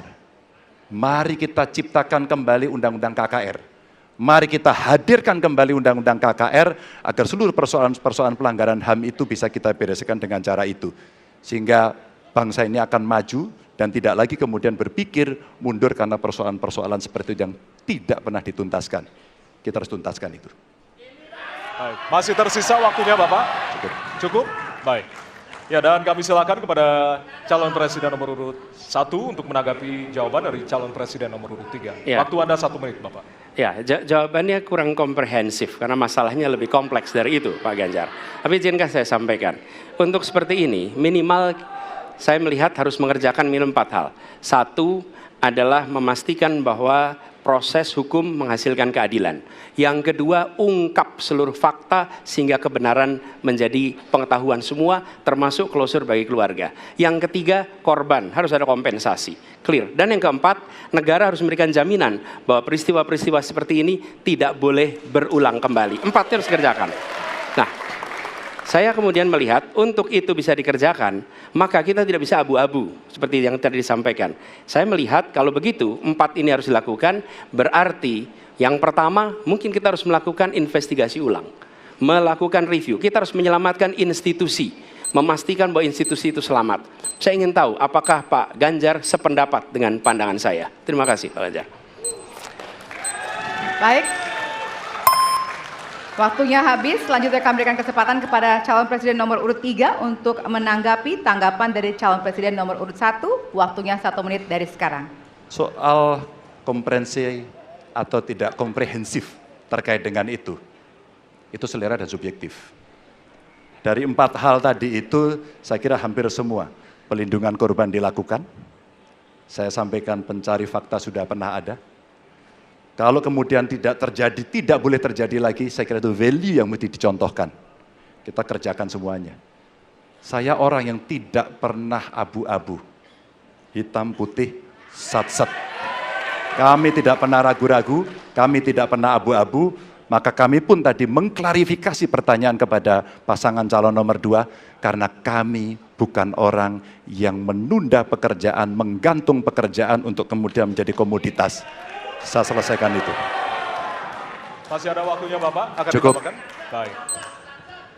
Ya, dan kita berikan apresiasi kepada 3 calon presiden yang tadi sudah berdebat dan saling bertanya di kesempatan malam hari ini, Pak. Ya, pada segmen terakhir ini kita akan menyimak pernyataan pamungkas dari masing-masing calon presiden. Kami mohon para calon presiden untuk maju ke panggung menyampaikan pesan penutupnya.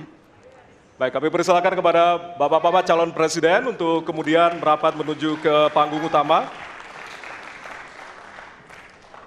Ya, dan untuk itu kami awali dari calon presiden nomor urut 1 kepada Bapak Anies Baswedan.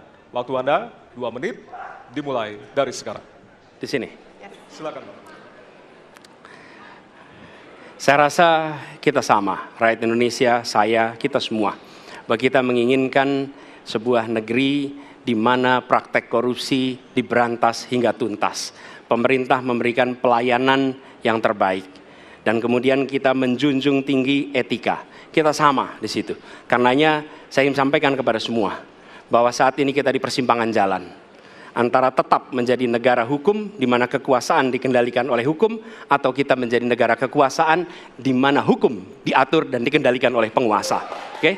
Dalam situasi itu, saya ingin sampaikan, ini adalah sebuah gerakan perubahan. Kita sama-sama. Kita ingin mengembalikan tetap menjadi negara hukum, di mana kekuasaan dikendalikan. Dan saya ingin sampaikan bahwa etika dijunjung tinggi. Ketika terjadi pelanggaran etika, jangan bersembunyi di balik keputusan hukum. Justru kita harus mengatakan bahwa tugas dari pimpinan tertinggi memberi contoh. Bila ada pelanggaran etika, maka itu adalah mendasar. Bila tidak, maka ke bawah, ke seluruh rakyat, semua akan kompromi. Dan praktek orang dalam yang tadi saya sampaikan akan merusak sendi-sendi kehidupan bernegara kita. Rusak kita. Karena itulah penting sekali kita menjunjung tinggi etika. Dan itu dilakukan oleh siapa? Dari mulai calon presiden sudah diuji. Apa dia kompromi atau tidak pada etika. Oke? Lalu bagi anak-anak muda. Anak-anak muda, kita semua menyadari pemilu ini tentang masa depan. Anda pemilik masa depan. Saya yakin Anda akan memilih yang serius untuk jadi presiden. Bukan yang main-main untuk jadi presiden. Dan ketika kita berbicara tentang masa depan, maka saya ingin sampaikan kepada semua, kebebasan berpendapat akan dijamin. Kita tidak mengizinkan lagi situasi di mana orang takut. Maka itu saya sampaikan, Wakanda no more, Indonesia forever. Baik, waktu Anda habis, Bapak. Baik, selanjutnya kami persilakan calon presiden nomor urut 2, Bapak Prabowo Subianto untuk menyampaikan pernyataan penutup. Waktu Anda 2 menit, dimulai dari sekarang. Terima kasih, saudara-saudara sekalian. Kita harus selalu ingat bahwa kemerdekaan ini didapatkan melalui proses yang sangat panjang, perjuangan yang sangat panjang, berganti-ganti negara-negara lain datang menindas kita, merampas kita, dan ini adalah hukum sejarah manusia. Yang kuat akan menindas yang lemah. Kita bersyukur kita sudah bangun suatu negara yang memiliki demokrasi dengan segala kekurangannya. Kita bersyukur semua pemimpin telah membantu menambahkan kemajuan kita. Kita ingin lebih maju, kita ingin lebih baik, kita ingin lebih adil, kita ingin hilangkan kemiskinan, dan kita ingin hilangkan korupsi. Kita negara yang sangat kaya, kekayaan kita luar biasa.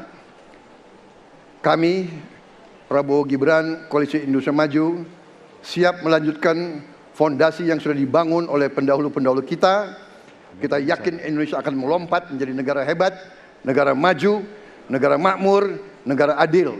Hanya dengan demikian, tetapi syaratnya kita harus rukun, kita harus bersatu, kita tidak boleh menghasut, memecah belah.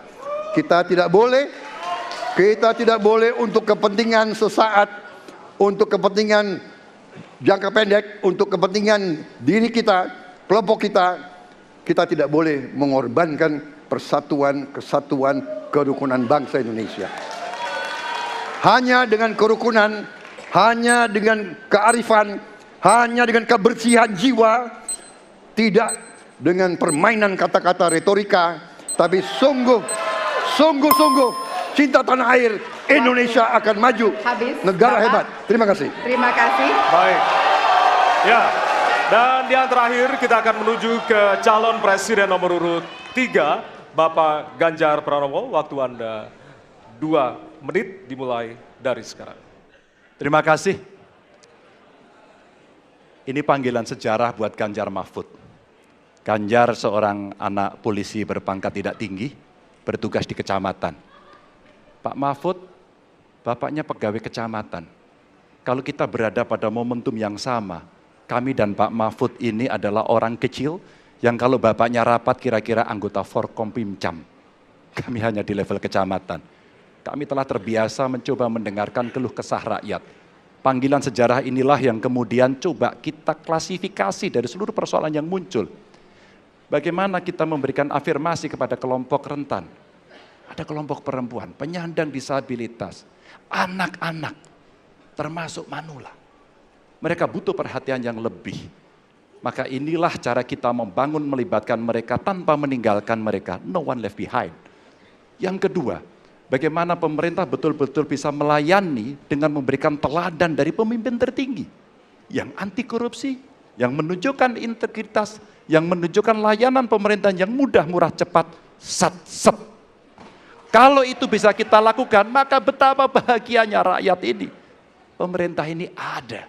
Yang ketika dikritik tidak baperan, yang ketika media menulis, mereka merasa ini vitamin buat dirinya. Bukan sedang merongrong, apalagi kemudian merasa terancam. Maka kalaulah kemudian demokratisasi ini bisa kita laksanakan dengan baik, sesuai dengan amanah reformasi, gak ada lagi cerita Bu Sinta, gak ada cerita Mas Butet, gak ada cerita Melki, tidak ada itu. Karena dewasa kita dalam berdemokrasi, maka dalam penghormatan terhadap HAM, mari kita konsisten antara pikiran, perkataan, dan perbuatan. Dan saya berdiri bersama korban untuk keadilan. Terima kasih. Mohon maaf kalau ada kata-kata saya yang kurang. Baik, waktunya Bapak. habis. Ya. Pas sekali. Baik, hadirin, kita berikan tepukan yang paling meriah untuk para calon pemimpin Indonesia. Ya, kita sama-sama menjadi saksi dari ketiga calon presiden yang tentunya beradu ide, gagasan, dan juga program-program. Tentunya inilah akhir dari debat pertama Capres 2024. Masih akan ada 4 debat lagi yang akan diselenggarakan oleh Komisi Pemilihan Umum Republik Indonesia. Dan semoga debat pertama ini mampu menjadi referensi Anda untuk memantapkan pilihan Anda pada 14 Februari 2024. Ya, tentunya kami mengimbau jangan sia-siakan hak pilih Anda pada 14 Februari 2024. Ya. Suara Anda sangat berharga untuk menentukan masa depan Indonesia. Akhirnya, saya Valerina Daniel. Ya, dan saya Ardianto Wijaya. Selamat malam dan Sampai jumpa. Terima kasih banyak.